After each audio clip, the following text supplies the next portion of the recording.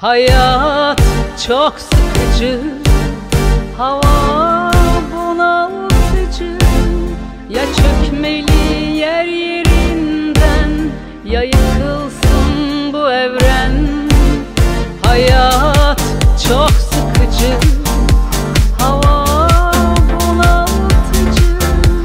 Ya çökmeli yer yerinden, ya yıkılsın bu evren.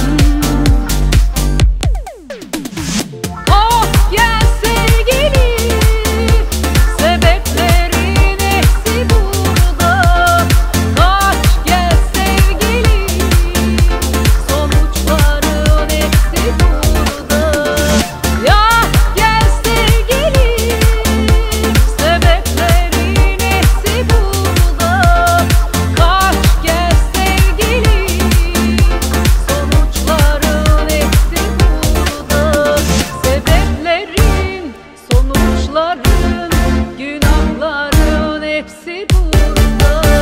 Sebeplerin, sonuçların, günahların hepsi burada.